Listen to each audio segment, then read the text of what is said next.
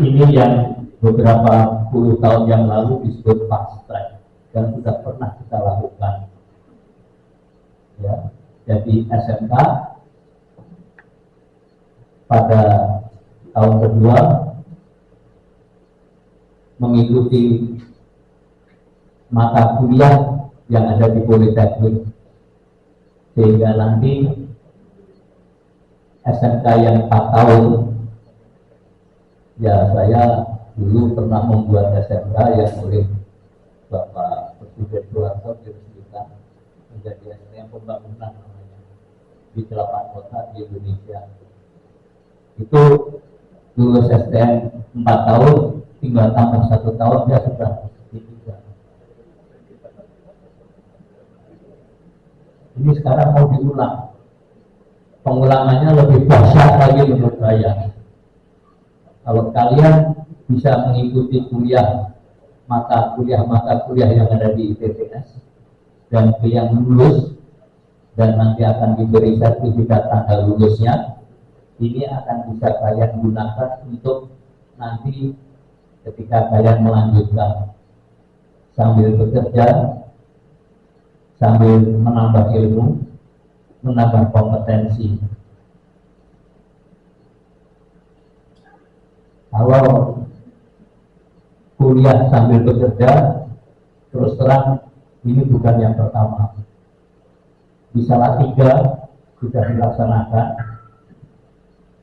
Ada kawan saya yang dulu Direktur Jenderal Pendidikan Vokasi, Mas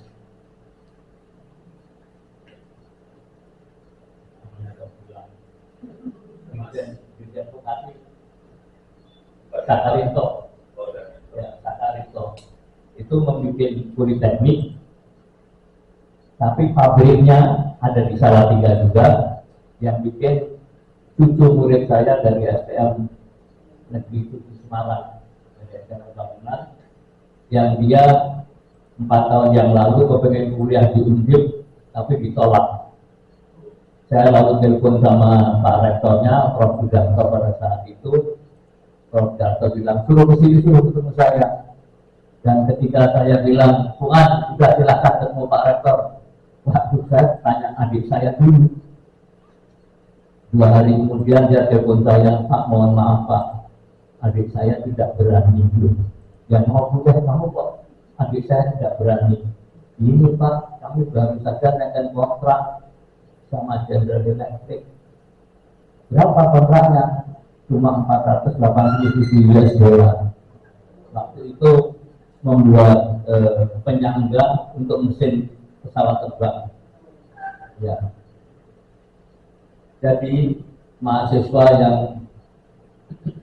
di Politeknik sebelah sana, di situ hanya berteori.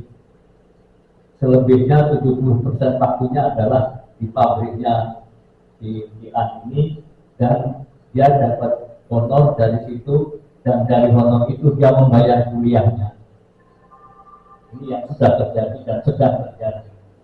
Ya, jadi nanti model-model yang semacam ini adalah model-model yang harus kita catat dan mudah-mudahan SMK Negeri Tangerang Selatan ini nanti merupakan SMK pertama yang melaksanakan apa yang sekarang akan ditandatangani oleh Bapak Kepala Dinas dan oleh Bapak Rektor dan oleh Ibu Kepala Sekolah. Anak-anak tetap semangat, jangan patah arah, jangan cepat menyerah.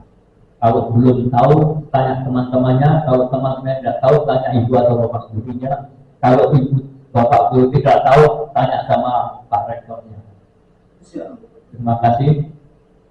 Assalamualaikum warahmatullahi wabarakatuh.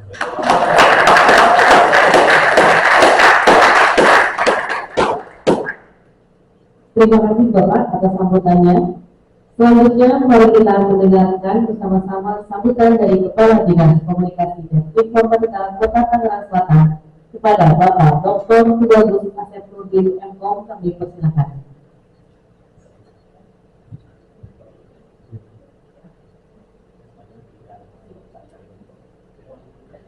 Bismillahirrahmanirrahim.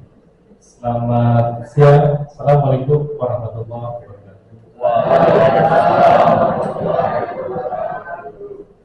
Yang saya hormati dan kita banggakan bersama. Jadi di hadapan kita ini bukan hanya para senior, tapi adalah para guru yang memang bisa dijadikan panutan kita. Khususnya kepada Pak Bagio, terima kasih Pak sudah hadir. Saya tadi tanya rumah beliau di mana? Beliau di Depok, aslinya Semarang. Itu luar biasa. Iya. Ini luar biasa. Di hari yang berbahagia ini beliau menyempatkan hadir untuk bukan cuma berbagi pengalaman, tetapi berbagi semangat. Adik-adik umurnya berapa? 17 ya. Saya luar biasa tadi mendengar beliau sekarang umurnya 89 pun masih punya semangat ya. Dan luar biasa tadi yang disampaikan oleh beliau ini bukan cuma menginspirasi adik-adik sekalian, tapi khususnya bagi saya. Makanya saya tidak berani untuk memberikan sambutan sebelum beliau, karena saya tahu isi beliau. Berikutnya ini Pak Ono, beliau itu bukan cuma rektor ITTS bagi saya, tetapi juga saya itu masih teringat di tahun 2006 saya masih aktif di kampus sebagai dekan Fakultas FTI, ingin sekali bertemu beliau. Tapi kabarullah akhirnya di tahun 2019 2020 saya bisa bertemu dengan beliau ya, bukan cuma ingin mencari ilmunya tetapi juga mencari keberkahan dari beliau. Dan syukur alhamdulillah beliau hadir di tengah-tengah kita. Adik-adik sekalian, Bapak Ibu, ini bukan cuma berkah bagi Tangerang Selatan, bahkan bagi Indonesia. Karena beliau ini satu-satunya orang Indonesia ya, yang mendapatkan penghargaan tingkat dunia, khususnya dalam bidang internet, khususnya dalam bidang internet. Ini bukan cuma yang pertama, tapi untuk sampai dengan saat ini satu-satunya orang Indonesia. Ini orang yang berdiri di hadapan kita ini. Ya, dari Pak Bagio, Prof. Ono, ini adalah orang-orang yang sangat luar biasa. Dedikasi beliau terhadap dunia digitalisasi di Indonesia ini luar biasa. Makanya tidak heran kalau buku-buku beliau, ya, kalau adik-adik sekalian cek, ya, karena dulu saya kuliah juga rujukannya buku-buku yang beliau tulis. Ya. Kalau dulu saya hanya bisa berkomunikasi melalui buku-buku beliau. Saat ini kita malah langsung ketemu dengan orang.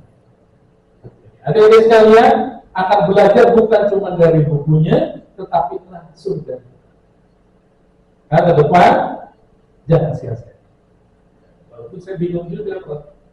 Ini adik-adik ini yang sudah lulus ya. Kelas 12 lulus, mau lulus. Kasih tahu adik kelasnya. Jadi bukan disuruh balik lagi jadi siswa ya. Jadi manfaatkan. Dan wabil khusus untuk Ibu Kepala Sekolah, terima kasih Ibu. Ya, kita diperkenankan hadir di ruangan ini, termasuk juga para guru-guru SMK 6 dan juga untuk adik-adik sekalian. Jujur, saya juga siswa SMK. Saya kelahiran Serang. Dulu saya sekolahnya di STM, zaman itu belum SMK, tapi STM Negeri Serang. Jurusan yang saya ambil itu adalah jurusan listrik. Kalau dulu ada listrik arus kuat, ada listrik arus lemah. Saya ambil jurusan yang listrik, fokusnya adalah arus lemah. Jadi siswa SMK, betul yang tadi disampaikan oleh Bapak. Langkah kita itu insya Allah akan jauh lebih luas dari. Kenapa? Karena kita dididik ya, untuk orang-orang yang siap tadi. Sama, dulu saya juga seperti itu. Makanya kalau zaman dulu saya magang itu, Bu, di zaman saya ada namanya mungkin Prof masih ingat, PSI, Pendidikan Sistem Ganda. Jadi dulu saya itu sekolahnya sebulan sekali di sekolah, sebulan sekali di perusahaan. Saya waktu itu ditempatkan di perusahaan PT Krakatau Steel Product. Ya, jadi dulu itu emang diambil ranking 1 sampai ranking 3 setiap kelas itu ya, masuk ke dalam program itu. Ya. Di Krakatau Steel lah, betul kata Pak Bagio bahwa ketika kita mengenalkannya teorinya, tapi aplikasinya kita tidak paham, pasti ketika terjun di dunia kerja pasti kesulitan. Kalau anak-anak SMK, STM di zaman itu, ya kita memang dilatih langsung di perusahaan beneran. Bukan cuma magang ya, Bro ya, tapi betul-betul terlibat di dalam pekerjaan. Itu yang membentuk kita semua. Khususnya perubahan yang paling kuat apa? Bukan cuma skillnya, tapi mentalitas. Ini pula nanti yang akan tujuan utama kita yang kita harapkan. Mentalitas teman-teman, adik-adik sekalian, ini hal yang paling penting. Kalau cuma pengen ilmunya, teman-teman bisa belajar dari YouTube ya. Gampang ya. Kemajuan teknologi sekarang itu kan luar biasa. Saya nggak tahu, teman-teman saya yakin ya adik-adik sekalian kalau memanfaatkan handphone buat buka apa ya? TikTok. Karena handphone ini sekarang bukan cuma alat komunikasi, Bu. Ya. Tapi teman menyendiri. Ya. Pacar silent. Ya. Coba perhatikan. Kalau duduk, yang dipegang handphone, tahu nggak ngapain? Paling cuma swipe, buka Instagram, tutup YouTube. YouTube-nya ditutup, buka WhatsApp. Padahal WhatsApp yang dibuka cuma chatting-chatting kemarin. Di scrolling, sampai berjam-jam kita habis. Tapi saya ingin adik-adik yang ada di ruangan ini tidak melakukan seperti itu. Handphone yang dipunya dulu. Jadi balik lagi tadi mentalitas itu. Maka mentalitas anak-anak SMA, saya punya keyakinan akan jauh lebih baik dibandingkan. Nah, mentalitas ini tadi apalagi Pak Ono tadi menyampaikan akan ditambahkan dengan cyber security. Saya nggak kebayang kalau anak SMK-nya sudah bisa nge-hack, saya nggak tahu di kuliah sudah harus bisa gitu. Dan ini keberkahan dan juga keuntungan bagi teman-teman semua, khususnya anak SMK 6 ya. Karena SMK 6 ini insya Allah mungkin model yang seperti sekarang ini yang pertama, bukan cuma di tingkat Kota Tangerang Selatan, tetapi juga di tingkat Provinsi Banten. Bahkan kalau saya kulik-kulik data itu Pak, itu belum